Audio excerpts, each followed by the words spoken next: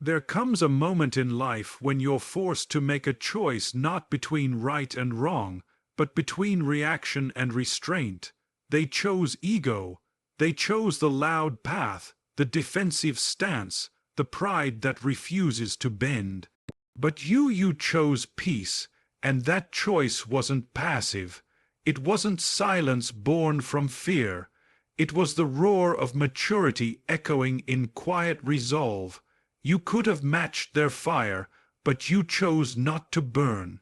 You walked away not because you were defeated, but because you refused to become like them. And in a world that worships noise, your calm became your rebellion. Ego is a fortress built on fear at first glance. Ego looks like power.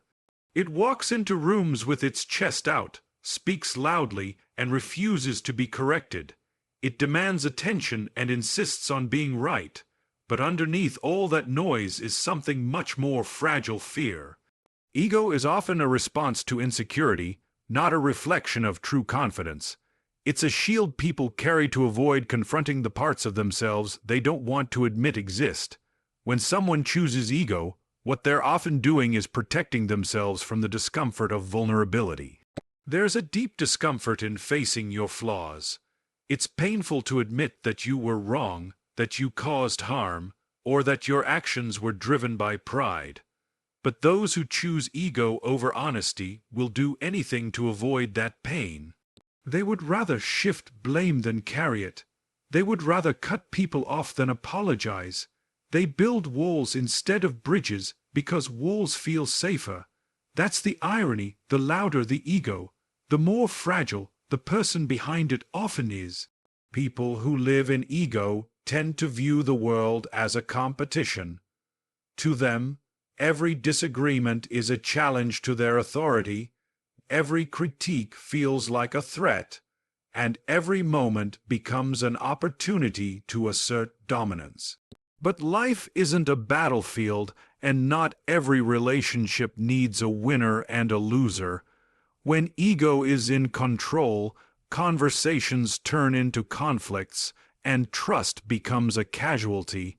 Ego cannot coexist with deep connection, because deep connection requires humility, and humility is what ego resists most. When someone chooses ego, they don't just harm others, they harm themselves. They block their own growth. They stunt their emotional maturity. They sabotage relationships that could have been healed, all to protect an image of strength that's hollow. And over time, the fortress they build becomes a prison. They become isolated, not because the world turned its back on them, but because they pushed it away while trying to protect their pride. You might have been on the receiving end of someone's ego. You might have been dismissed, disrespected, or blamed for things that weren't yours to carry. But what you must understand is this: their choice to live from ego says more about their internal battles than it ever says about your worth. You didn't lose their love, they lost the ability to show it. You didn't cause their pride, you simply triggered a part of them they refused to confront. In contrast, choosing peace, which we'll explore more soon, is an act of quiet bravery. It's not about avoiding conflict, but about transcending it. And to do that, you must first see ego for what it really is: a fear-drenched mask. When you understand that, you stop trying to compete with it. You stop trying to fix it. You stop making yourself smaller to soothe it. Instead, you rise above it, and that's where your true strength begins to take shape. Peace is the product of inner strength. Peace is often misunderstood. It's not about stepping back because you're weak. It's not about letting people walk over you or pretending things don't hurt. True peace isn't passive.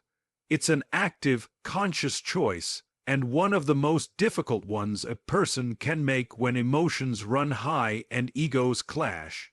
To choose peace in a moment where you've been provoked, disrespected, or misunderstood requires a deep reservoir of inner discipline. It means you've developed the strength to feel your emotions fully without letting them dictate your actions. It means you can carry the weight of a situation without needing to throw it back at someone else. That takes maturity, that takes resilience, and most of all, it takes courage. When someone lashes out or tries to pull you into their chaos, the easiest thing in the world is to mirror that energy, to raise your voice, to match their anger, to retaliate. But peace says, I am not here to be controlled by anyone's emotional storm. That is not weakness. That is mastery. It's mastery over the self, the most important form of power a human being can develop. You see, peace doesn't mean you don't feel the sting of betrayal or the ache of injustice. It doesn't mean you ignore your pain or pretend things are okay when they aren't. It simply means you refuse to let pain shape your character. You've decided that your values, not your wounds, will determine your response. That's strength most people never cultivate. There are people who will try to interpret your peace as indifference. They'll say you don't care because you didn't argue. They'll assume you're weak because you walked away instead of staying to prove a point. But what they don't see is what it cost you to hold your tongue.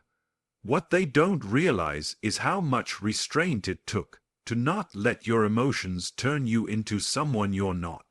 The truth is, peace is the fruit of deep self-respect. It says, I will not lower myself just to be heard by those who refuse to listen. It says, I will not chase after those who only see value in conflict. When you choose peace, you take back control over your life.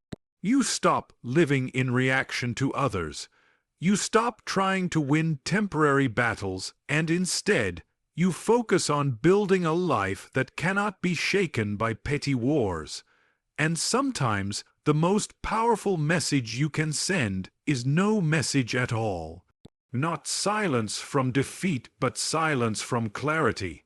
From the knowledge that your time, your energy, and your spirit are too valuable to be spent in places where peace cannot breathe.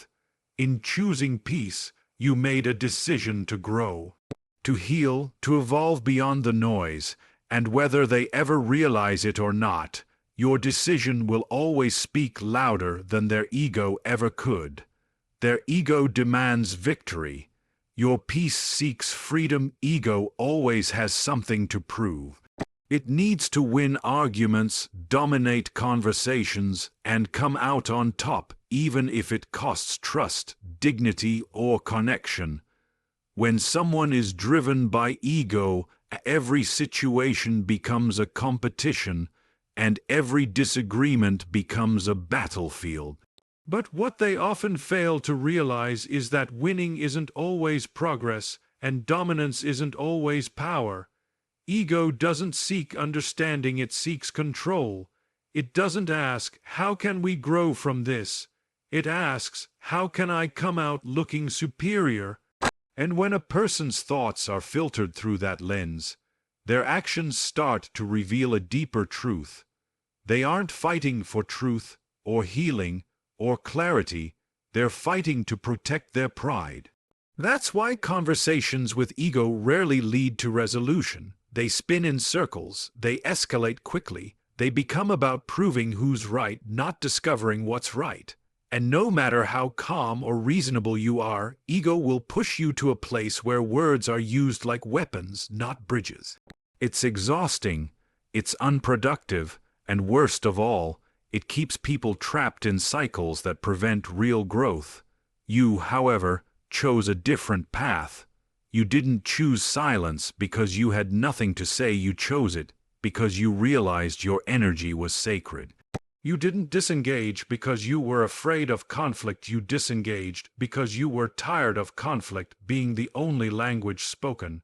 Your peace didn't come from needing to be right. It came from understanding that some battles aren't worth the damage they cause. Freedom, real freedom, isn't about having the last word. It's about no longer needing it. It's about walking away from situations that drain your spirit. even when your pride tempts you to stay and fight. Your peace is not a sign of giving up. It's a declaration that you refuse to let your life be dictated by someone else's emotional warfare. While their ego is fixated on appearing strong, your peace is focused on being whole. While they try to assert their version of control, you choose to create a life that doesn't revolve around chaos. That's not retreat, that's elevation. It's not surrender, it's strategy. You're not losing anything by letting go. You're gaining everything that truly matters: clarity, balance, and the space to heal. And over time, the difference becomes clear. Their ego might win arguments, but it loses people. It wins temporary validation, but at the cost of lasting peace. Your choice to step away, to rise above, to choose understanding over retaliation becomes the kind of strength that doesn't shout, but quietly transforms everything around it. In a world obsessed with being right, your choice to be at peace is the most radical form of strength there is. Because when you no longer need to win, you finally begin to live. Time reveals the cost of ego. Ego always feels powerful in the moment. It makes quick decisions, speaks with bold certainty, and walks away without hesitation. At first, it seems like the person who chose ego has the upper hand. They feel untouchable, confident, and justified. But time has a quiet way of revealing what the moment often hides. The true cost of ego doesn't show up immediately. It arrives later, when the dust has settled and silence begins to speak. In the beginning, ego may feel like a victory. It gives a sense of control, a false image of strength. But what ego wins in speed, it loses in depth. It ends relationships without resolution. It prioritizes pride over peace, and it turns potentially healing conversations into permanent walls. Ego ends up collecting regrets disguised as triumphs. And eventually, those victories don't feel like wins at all. They feel like missed chances, lost people, and broken bridges. Over time, ego isolates. People who constantly operate from pride often find themselves alone, not because others didn't care, but because ego made it impossible for care to stay. The people who once showed up begin to step away. The ones who tried to reason stop trying, not out of anger, but out of exhaustion. And in that quiet distance, reality begins to set in. You see, time is a mirror. It reflects back not just what we did, but who we became while doing it. Those who acted from ego often start to notice that the very people they once dismissed are now the ones living in peace. And peace, when viewed from the outside, especially by someone driven by ego, looks like a kind of freedom they can't access anymore. Not because they weren't capable of it, but because they chose something else. Meanwhile, your choice, the one that seemed small or soft in the moment, begins to show its strength. While they were chasing validation, you were building stability. While they were defending their pride, you were protecting your peace. And now, as time passes, it becomes more and more clear who truly chose growth and who remained trapped in the same emotional patterns.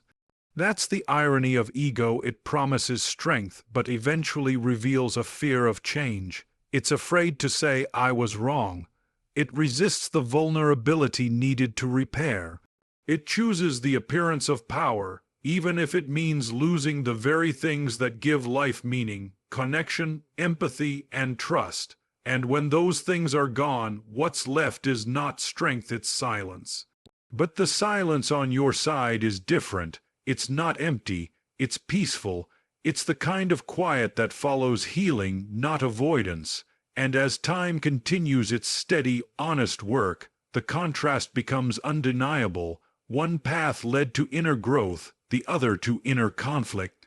One person clung to ego, the other became free. Your peace is a silent revolution. Peace doesn't always arrive with loud declarations or dramatic exits. Sometimes it begins in quiet moments, the decision not to respond, the choice to walk away with dignity, the strength to let go without needing the last word. What seems small to the world is often revolutionary within. And your peace, whether anyone acknowledges it or not, has become a quiet act of rebellion against everything that tried to pull you into chaos. You didn't choose peace because it was the easier path. You chose it because it was the only one that didn't require you to betray your own values. In a world where retaliation is celebrated and loud reactions are mistaken for strength, your calm became a form of defiance. You refused to let someone else's actions dictate the quality of your character. That, in itself, is a kind of leadership, one that doesn't demand recognition, but naturally commands respect. Choosing peace meant you had to confront your emotions privately. You had to sit with your disappointment, your confusion, and your hurt, not project it onto others. You had to learn how to process what happened without losing who you are. That's a journey many avoid because it doesn't come with applause. But it's one of the most transformative journeys a person can take. The truth is, peace isn't passive.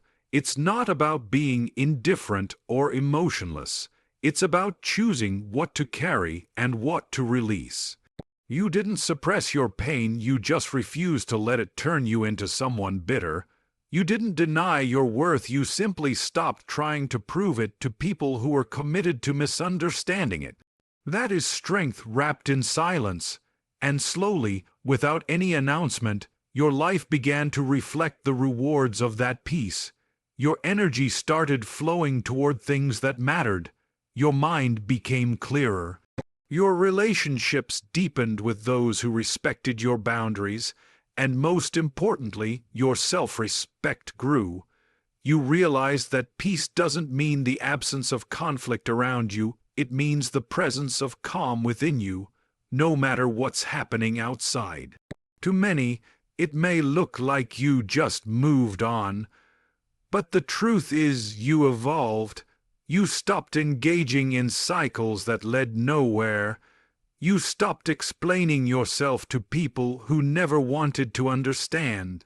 You stopped shrinking yourself to keep the peace externally, and instead created peace internally.